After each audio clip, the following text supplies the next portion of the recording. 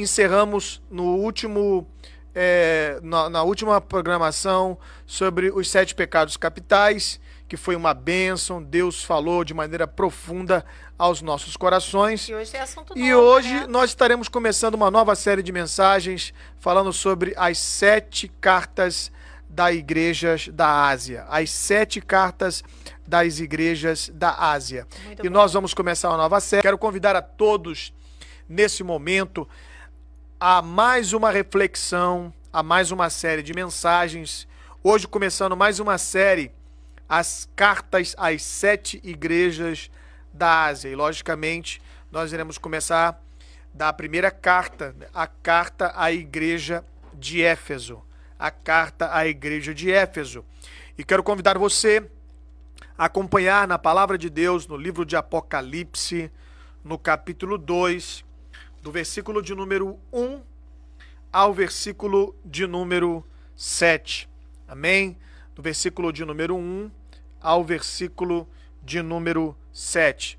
Nós falamos uma série de mensagens sobre os 7 pecados capitais e hoje nós iremos iniciar uma série de mensagens e quero dizer aos irmãos que essas mensagens elas ficam disponíveis por 30 dias ali no Facebook da rádio ADMC, e elas ficam fixas no meu canal do YouTube. Amém? Todas essas mensagens ficam gravadas ali no canal do YouTube. Você pode se inscrever em nosso canal, né, Pastor Davi Valcácio, coloca lá no espacinho procurar, você vai achar o canal. Tem essas mensagens, tem outras mensagens, você pode se inscrever no nosso canal e poderá acompanhar as mensagens ali em o nome do Senhor Jesus. Amém? Nós ainda estaremos orando pelos enfermos. Se Deus quiser, a Fabiana ainda poderá estar louvando ainda com mais um hino e vai ser uma bênção. Amém? Se você achou, vamos ler na palavra de Deus agora em o nome do Senhor Jesus. Em Apocalipse capítulo 2, a partir do versículo 1. Diz assim a palavra do Senhor: Escreve ao anjo da igreja que está em Éfeso. Isto diz aquele que tem na sua destra as 7 estrelas e que anda no meio dos 7 castiçais de ouro. Eu sei as tuas obras e o trabalho e a tua paciência, e que não podes sofrer os maus, e puseste à prova os que dizem ser apóstolos, e não são, e tu os achaste mentirosos. E sofrestes, e tens paciência, e trabalhastes pelo meu nome, e não te cansaste. Tenho, porém, contra ti que deixaste o primeiro amor, ou a tua primeira caridade. Lembra, pois, de onde caíste, e arrependa-te, e pratica as primeiras obras, quando não, brevemente a ti virei, e tirarei do seu lugar o teu castiçal, se não te arrependeres. Tem, porém, isto que não aborrece, as obras dos nicolaítas, os quais eu também aborreço. Quem tem ouvido, ouça o que o Espírito diz às igrejas. Ao que vencer, dar-lhe-ei de comer da árvore da vida, e que está no meio do paraíso de Deus. Aleluia, louvado seja o nome do Senhor Jesus. As 7 cartas às igrejas da Ásia é uma reflexão muito importante para as igrejas do tempo presente. E eu tenho certeza que Deus tem uma mensagem ao seu coração e ao meu coração através desta reflexão. A primeira carta à igreja de Éfeso. Nessa situação, aproximadamente há 2000 anos atrás, a igreja estava atravessando um período muito, muito difícil nessa época da história. No ano 54 da era cristã, Nero tornou-se imperador em Roma. E esse homem era conhecido pela sua crueldade, pela sua maldade. Era um homem conhecido por ser perverso. Nero mandou matar a sua própria mãe. Que homem manda matar a sua própria mãe. Esse homem era Nero.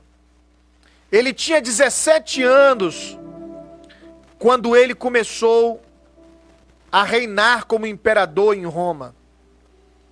Ele era conhecido por ser louco e violento. Esse homem perseguia a igreja. Por 10 anos, esse homem perseguiu a igreja.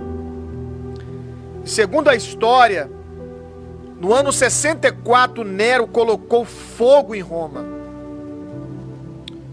Ele subiu numa alta torre, segundo a história, vestido como ator. E por 7 dias, as cidades de Roma foram incendiadas. Roma tinha 14 bairros. E 10 foram totalmente destruídos por esse incêndio. E após Nero colocar fogo em Roma, já havia muitos cristãos em Roma, através da instrumentalidade do apóstolo Paulo, que se tornou um pioneiro em Roma, e todas as cidades de domínio romano já havia muitos cristãos. Então Nero colocou a culpa nos cristãos. E desde então começou uma severa perseguição contra os cristãos. E segundo a história, muitos cristãos foram crucificados. Se colocavam betumes e pinches nos cristãos, penduravam em postes e colocavam fogo. Segundo a história, faltou madeira de tantos cristãos que foram crucificados. E você poderia ver todas as cidades do império iluminadas, às custas da vida dos próprios cristãos que eram incendiados, e de tantas crucificações. 2 anos depois explode a rebelião dos zelotes, e no ano 68, Nero tira sua própria vida, se mata por causa dos senadores que começaram a depor contra ele. Ele não resiste à pressão e se mata. E então no ano 70 depois de Cristo, o general Tito invade a cidade de Jerusalém, destrói o templo, destrói a cidade, conforme Jesus Cristo havia profetizado, que não ficaria pedra sobre pedra que não seria derrubada. E no ano 70, um outro imperador, chamado Vespasiano, inaugura o Coliseu. E segundo a história, mais de 10.000 crentes foram mortos, com requintes de crueldade. Segundo a história, Vespasiano pegava os cristãos e inundavam eles de sangue para se tornar um atrativo maior para os leões. Então ali o Coliseu lotava de pessoas para ver os cristãos serem mortos por essas feras selvagens. E então, no ano 86, assume um outro imperador chamado Domiciano, que é considerado na história como o segundo Nero. E foi esse homem que, segundo a história, pegou o apóstolo João, que estava lá em Éfeso, na cidade de Éfeso, e o foi exilado para a cidade de Pátimos. O último dos apóstolos de Jesus. O imperador achava que podia calar a voz desse homem, o levando para o exílio em Pátimos.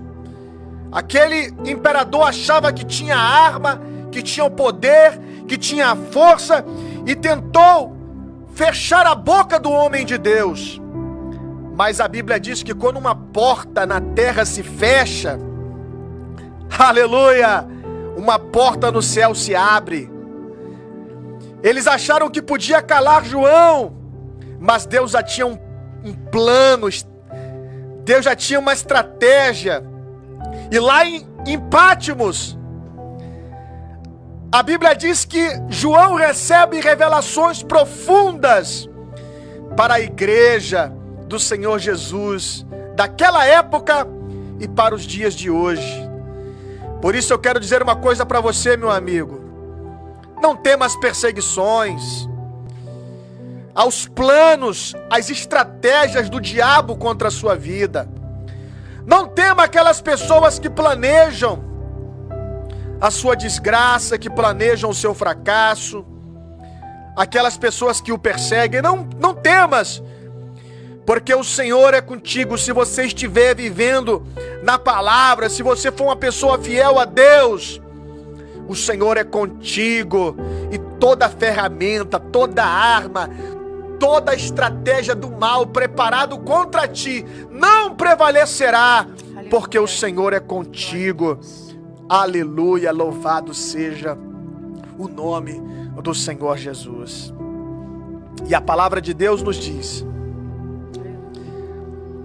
no livro de Apocalipse, que Deus havia escrito uma carta através de João para a igreja de Éfeso.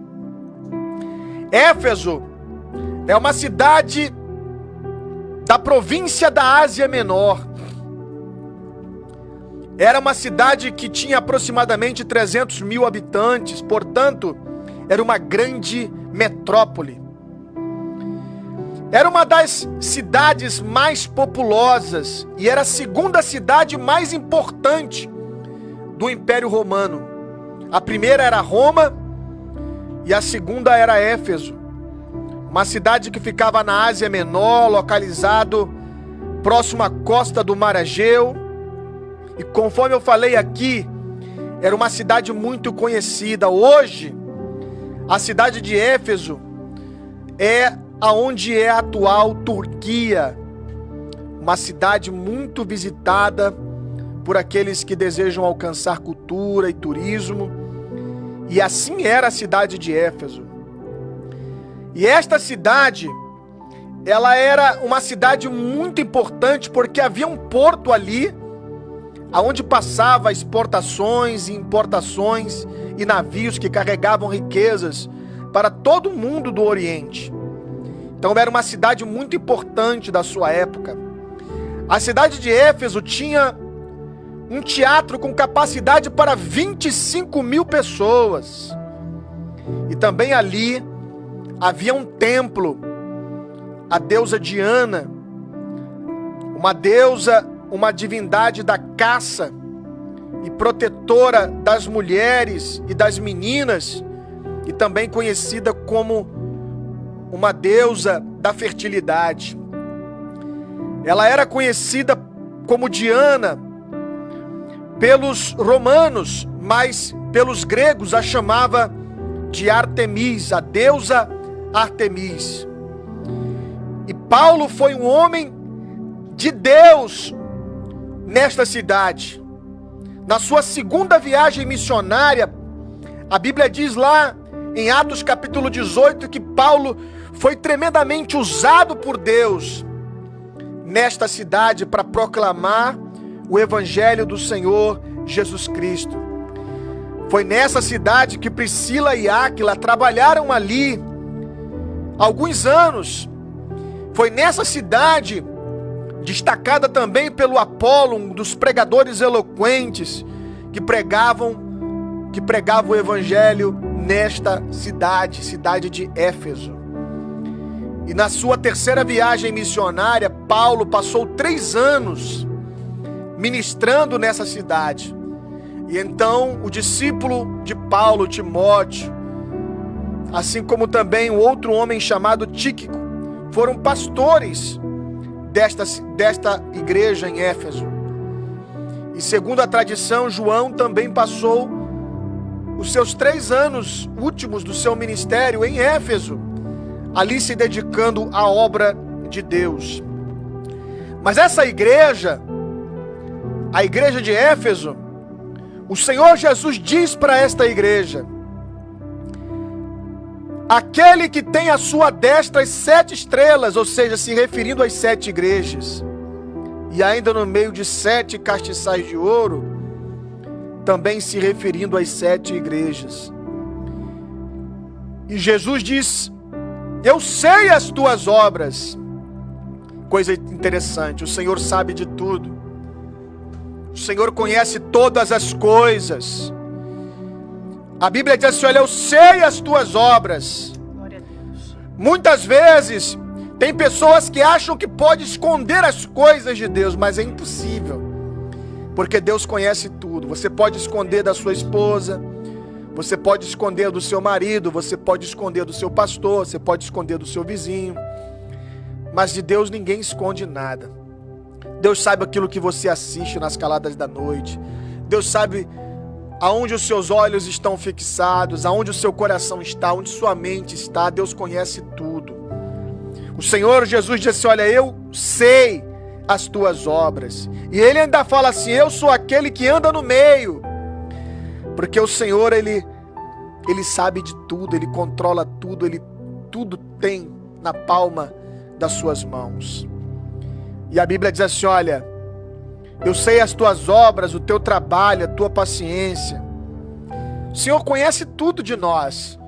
Quando você canta, quando você prega, quando você vai à igreja, o Senhor conhece todo o nosso coração.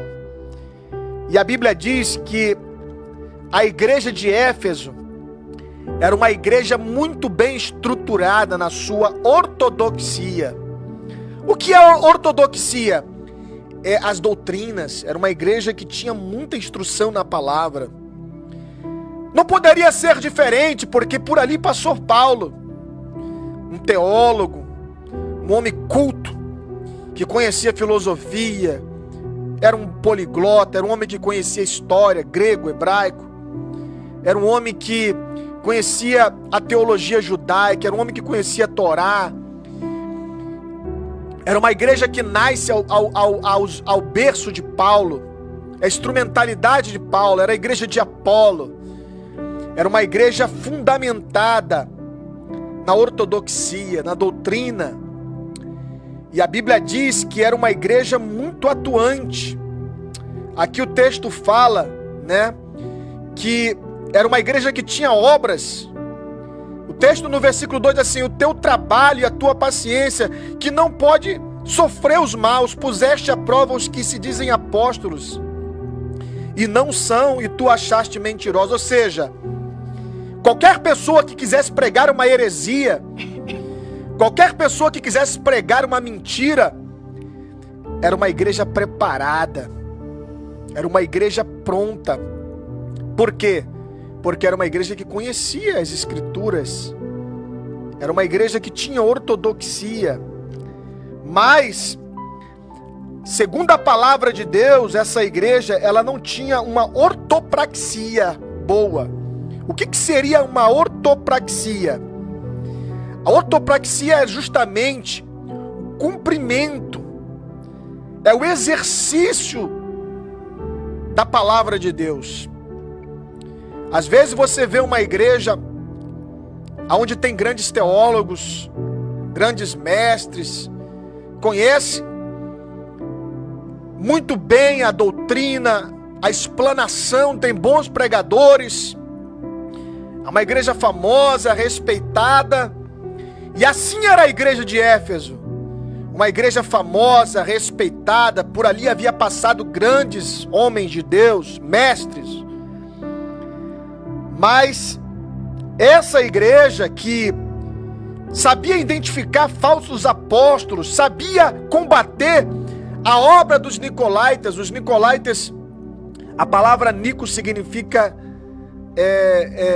conquistar, e laitas significa leigos. Então era uma seita que queria conquistar leigos, uma seita que queria colocar as pessoas sobre o judaísmo.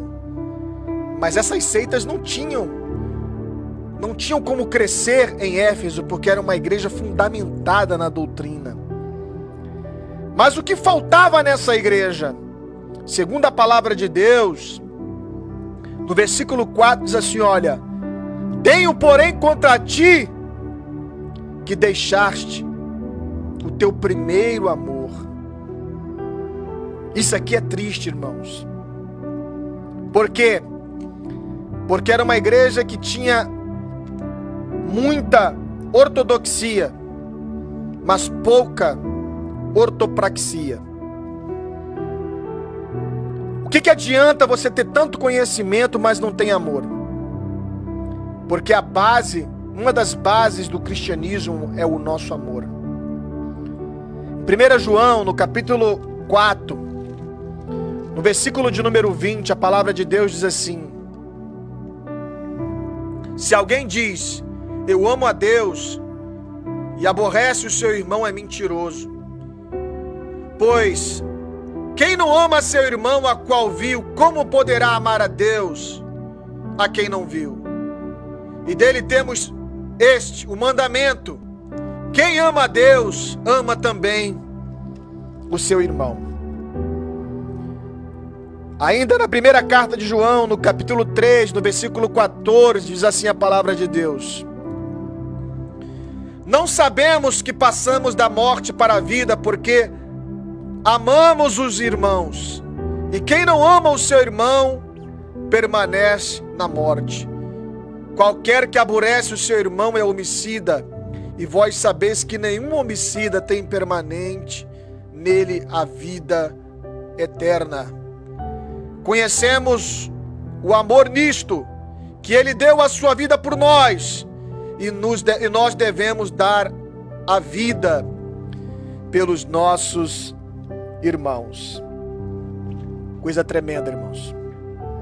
Uma coisa interessante que eu acho aqui na Bíblia, que a Bíblia diz que quando Paulo percebeu que Trófimo estava doente, a Bíblia diz que Paulo deixou ele em Mileto. E Mileto era uma cidade pequenininha, que ficava muito próximo a Éfeso. E a Bíblia diz que Paulo deixou Trófimo doente em Mileto. Lá em 2ª carta a Timóteo, no capítulo 4, no versículo 20. E aí eu me faço essa seguinte pergunta, pastor Valcinei, e a todas as pessoas que estão nos ouvindo aqui através da rádio ADMC. Por que Paulo deixou Trófimo em Mileto, que era uma cidade pequena, e não deixou em Éfeso? Por que Paulo deixou Trófimo, que era um dos companheiros do apóstolo Paulo, segundo a Bíblia?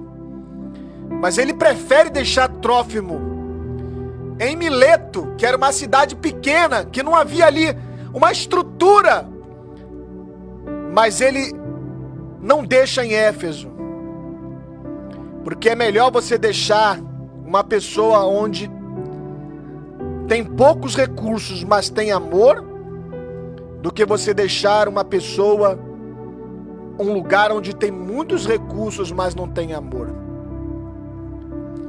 Irmãos, que adianta nós termos muita ortodoxia, termos nome, sermos famosos, mas você olha para a pessoa de cima para baixo, você não tem carinho, não tem zelo pelo próximo.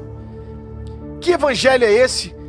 Um evangelho sem amor, sem comunhão, um evangelho onde as pessoas carregam aquele que está sofrendo, aquele que está fraco, o evangelho que estende a mão, o evangelho do Senhor Jesus. E a Bíblia diz que a igreja de Éfeso havia perdido o seu primeiro amor. Por que a palavra de Deus diz isso? Porque quem conhece a história da igreja de Éfeso vai perceber que muitas igrejas começaram como Éfeso. Se você ler lá, na segunda viagem de Paulo, em Atos dos Apóstolos, no capítulo 18, a partir do versículo 19, a Bíblia diz que Éfeso é uma igreja que nasce no Pentecoste. O Espírito Santo se movimentava naquela igreja. Ela nasce mediante o poder de Deus. Ela nasce mediante ao avivamento, a pregação da palavra. Era uma igreja onde havia curas, havia restaurações, pessoas eram curadas. É assim que nasce a igreja de Éfeso. Mas com o passar do tempo, essa igreja fica só na ortodoxia. Vai esquecendo o primeiro amor, vai se apagando, vai se esfriando. Irmãos, quantas igrejas têm se tornado dessa mesma maneira? Começaram cheias do poder de Deus, começaram com a pregação, com a palavra, com a comunhão, com a oração, com o partir do pão, com as orações. Jesus é o centro, Jesus.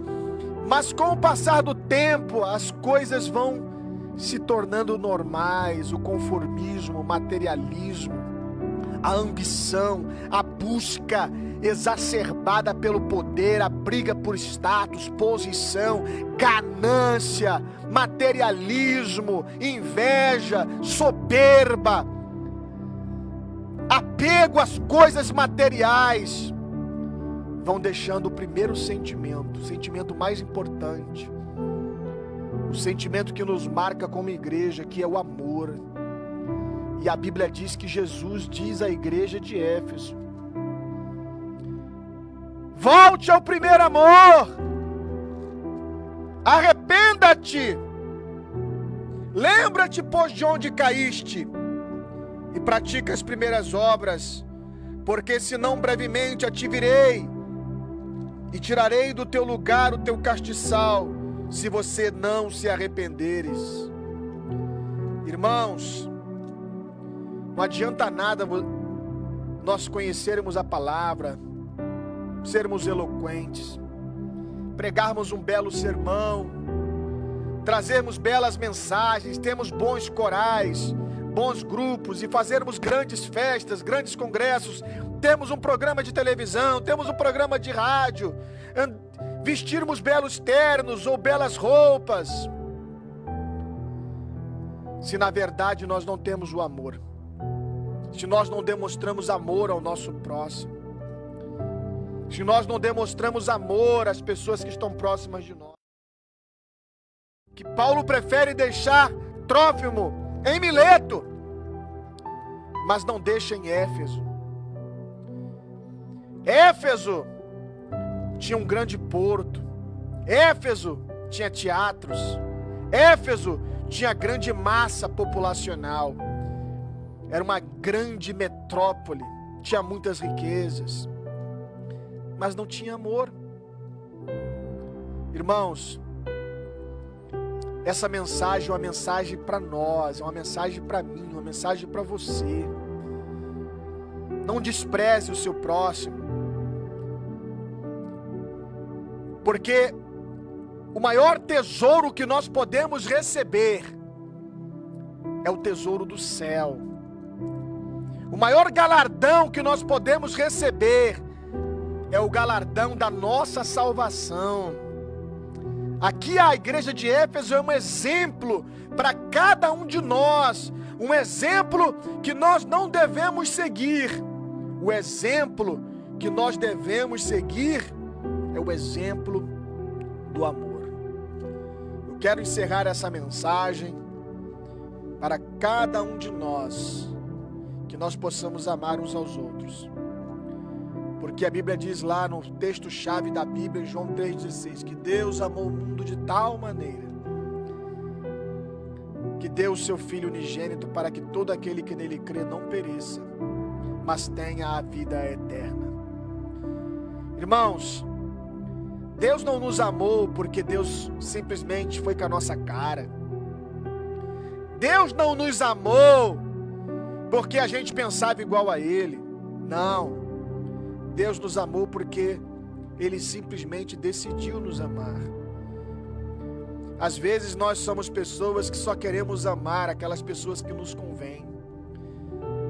Queremos demonstrar amor àquelas pessoas que nos convidam para o churrasco, aquelas pessoas que compartilham do mesmo pensamento. Não, isso aí não é amor, isso aí na verdade é oportunismo. Nós temos que amar as pessoas independentemente das suas opiniões. Nós temos que amar as pessoas independente da cor da pele, da condição social. Muitas vezes nós queremos amar as pessoas que só estão no nosso patamar social. Só vou andar com gente que tem o mesmo carro que eu, que tem a mesma roupa que eu. Só vou andar com gente que tem o mesmo intelecto que eu. Isso é hipocrisia. Nós estamos enganando a nós mesmos. Nós temos que amar o nosso próximo, independentemente de qualquer situação. Nós temos que amar. E a Bíblia diz que Jesus amou o mundo de tal maneira. E a Bíblia diz que uma igreja pode ter dons de profecia, pode falar várias línguas. Está lá Paulo dizendo aos Coríntios. Mas se não tem amor, não tem nada, não adianta nada. Então nós temos que amar. Se você não consegue amar, é porque você ainda não conseguiu ser salvo. Se você não consegue amar, é porque você ainda não conseguiu ser cristão. Se você não consegue amar, se você é uma pessoa que vira a cara para o seu próximo, que menospreza o seu próximo, mas você é o tipo de pessoa que você sorri para as pessoas que te oferecem vantagem, que te oferecem alguma coisa. Você é uma pessoa que estende a mão para aquela pessoa que te dá alguma coisa, mas você vira a cara para aquele que não te dá nada. Então isso não é amor. Você prega o evangelho para os seus parentes. Você prega o evangelho para as pessoas com quem você tem afinidade, mas você não fala com o seu vizinho, você vira a cara para as pessoas. Isso não é amor. Você precisa nascer de novo, se arrepender. Então essa mensagem é uma mensagem para cada um de nós. Vamos refletir, vamos tirar uma lição, porque a Bíblia diz aqui, no versículo de número, o último versículo, que é o versículo de número 7, no versículo de número 17, aliás, o versículo de número 7, isso mesmo, diz assim a palavra de Deus. Quem tem ouvidos, ouça o que o Espírito diz às igrejas, e ao que vencer, dar-lhe-ei de comer da árvore da vida, que está no meio do paraíso de Deus. A minha oração é para que você vença. A minha oração é para que você dê ouvido ao Espírito Santo. A minha oração é para que você seja salvo. A minha oração é para que naquele dia você esteja no paraíso de Deus.